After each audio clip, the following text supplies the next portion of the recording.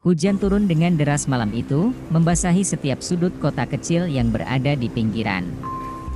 Jalanan tampak sepi, hanya sesekali terlihat kilatan cahaya dari lampu mobil yang melintas. Malam telah larut, dan Raka, seorang sopir taksi, baru saja memulai perjalanannya. Ia telah terbiasa dengan kesunyian malam, di mana hanya suara hujan yang menemani. Raka sudah bekerja sebagai sopir taksi selama hampir 5 tahun. Ia telah melihat banyak hal di jalan, dari yang biasa hingga yang aneh. Namun malam ini, ia merasa ada sesuatu yang berbeda. Ada perasaan tak nyaman yang merayap di punggungnya sejak ia menyalakan mesin mobil. Ia mencoba mengabaikan firasatnya dan mulai menyusuri jalan-jalan yang kosong, mencari penumpang. Setelah beberapa putaran, taksi Raka mendekati sebuah perempatan jalan yang remang-remang. Di sana, di bawah sebuah pohon besar, berdiri seorang wanita muda dengan payung merah. Raka menghentikan mobilnya di depan wanita itu dan menurunkan kaca jendela. "Malam, Mbak. Mau kemana?" tanya Raka dengan suara ramah, meski hatinya merasa waspada. Wanita itu tersenyum tipis. Wajahnya tampak pucat di bawah cahaya lampu jalan yang redup. "Saya mau ke daerah Bukit Hijau, Mas," jawabnya pelan. Raka mengangguk, membuka pintu penumpang, dan wanita itu pun masuk. Saat wanita itu duduk, Raka merasakan suhu di dalam mobil tiba-tiba turun, membuat bulu kuduknya berdiri. Ia menyalakan penghangat mobil untuk mengusir dingin, lalu mulai mengemudi menuju Bukit Hijau, sebuah daerah yang jarang ia kunjungi karena terpencil dan dikelilingi hutan. Di sepanjang perjalanan, Raka mencoba mengobrol dengan penumpangnya, namun wanita itu hanya menjawab dengan singkat, dan suaranya terdengar seolah datang dari kejauhan. Sesekali, Raka melirik ke kaca spion, namun yang dilihatnya hanya bayangan kabur dari wanita itu, seolah-olah ia tak sepenuhnya berada di sana. Ketika mereka semakin jauh dari pusat kota, jalanan menjadi lebih sempit dan gelap. Pepohonan besar di tepi jalan tampak seakan mengintai dari kegelapan. Hujan mulai mereda, menyisakan kabut tipis yang menyelimuti jalan. "Masih jauh, Mbak?" tanya Raka, berharap wanita itu segera sampai di tujuan. "Sebentar lagi," jawab wanita itu dengan suara yang hampir berbisik.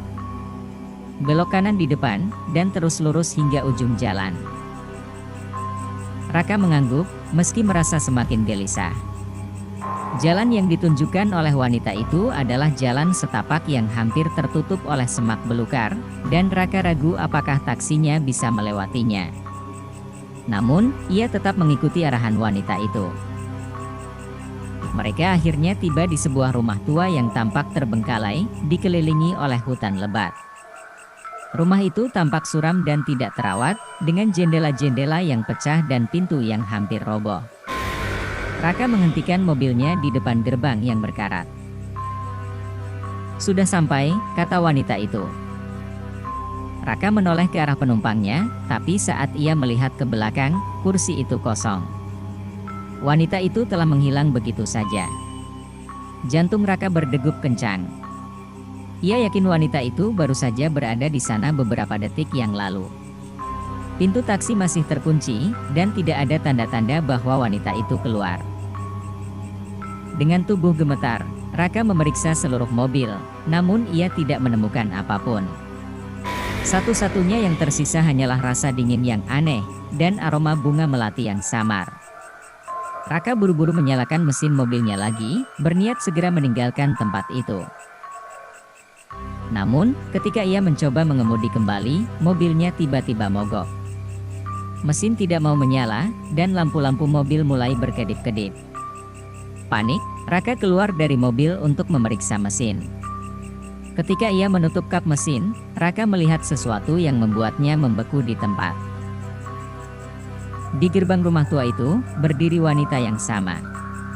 Payung merahnya tertutup, dan ia menatap Raka dengan mata kosong.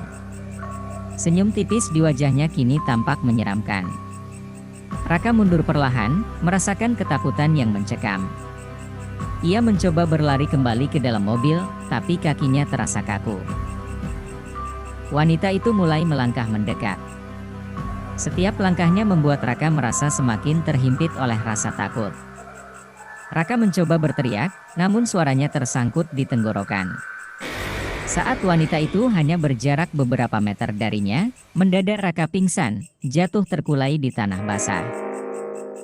Ketika Raka tersadar, ia mendapati dirinya terbaring di dalam mobilnya. Mobil itu berada di tengah jalan raya, bukan di depan rumah tua yang menyeramkan tadi. Ia bingung dan merasa lemas. Langit mulai terang, dan matahari perlahan muncul di ufuk timur. Raka tidak tahu bagaimana ia bisa sampai di sana, dan yang lebih aneh lagi, mobilnya kini berjalan dengan normal. Dengan tangan gemetar, Raka segera mengemudi pulang. Sesampainya di rumah, ia menceritakan pengalaman anehnya kepada istri dan anaknya. Mereka mendengarkan dengan penuh perhatian, namun tidak tahu harus berkata apa. Hanya ada keheningan yang menggantung di udara setelah cerita Raka selesai. Beberapa hari kemudian, Raka mendengar kabar dari seorang rekan sopir taksi tentang seorang wanita muda yang pernah tinggal di daerah Bukit Hijau. Wanita itu dikabarkan telah meninggal dalam kecelakaan tragis beberapa tahun yang lalu, dan sejak itu, banyak yang mengaku pernah melihat penampakannya di malam hari, mencari tumpangan menuju rumahnya yang telah lama kosong. Raka merinding mendengar cerita itu.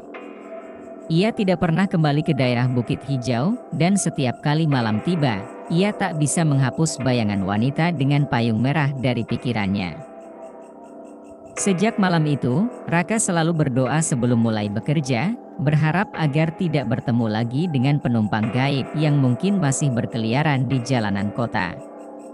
Perjalanan malam yang tadinya terasa biasa kini berubah menjadi sesuatu yang penuh ketidakpastian, di mana batas antara dunia nyata dan dunia gaib terkadang menjadi kabur.